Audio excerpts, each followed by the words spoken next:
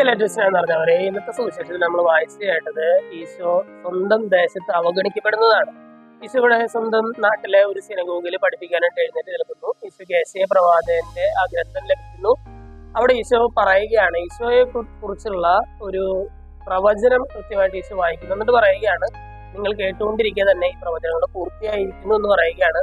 അപ്പോഴൊക്കെ ഇവര് ഭയങ്കരമായിട്ട് ഈശോ ഇങ്ങനെ പുകഴ്ത്തി പറയുന്നുണ്ട്. ജോസഫിന്റെ മകനല്ലേ, ഇന്ന് ഇത്രയും ഞാനൊക്കെ ഇവിടുന്നാണ് വലിയൊരു പ്രവാചകനെ ഉദയം ചെയ്തിരിക്കുന്നൊക്കെ പറഞ്ഞിട്ട് ഈശോ പുകഴ്ത്തി പറയുന്നു.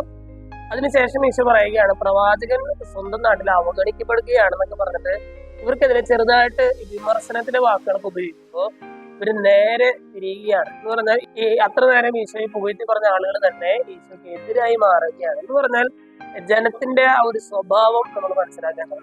ഒരു നേരത്തെ ഒരു സമയത്ത് ഈശോയെ വളരെയധികം പുകഴ്ത്തി പറഞ്ഞ ആളുകൾ തന്നെ നിമിഷ നേരങ്ങൾക്കകം ഈശോയ്ക്ക് എതിരെ തിരിയുന്നത് നമ്മൾ കാണുകയാണ്. നമ്മുടെ ജീവിതത്തിലും ഇതേ അനുഭവങ്ങൾ ഉണ്ടാകും. ഒരു കാലഘട്ടത്തിൽ നമ്മൾ പുകഴ്ത്തി പറഞ്ഞ ആളുകൾ കുറച്ച് നാൾ കഴിയുമ്പോൾ ഒരു പക്ഷേ നമ്മളെ കുറിച്ച് നേരെ മോശമായെന്ന് പറയാനായിട്ടുള്ള സാധ്യതയുണ്ട്. ഇന്നത്തെ സുവിശേഷ ഭാഗം വായിച്ചിരിക്കുമ്പോൾ നമ്മൾ ചിന്തിക്കേണ്ടത് ഈശോ നമ്മുടെ പോലെ ഒരു ജീവിതം നയിച്ചവരാണ്.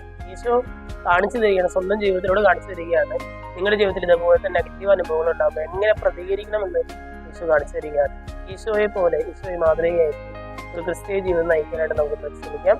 ദൈവം നമ്മളെല്ലാവരും സമൃദ്ധമായിട്ട്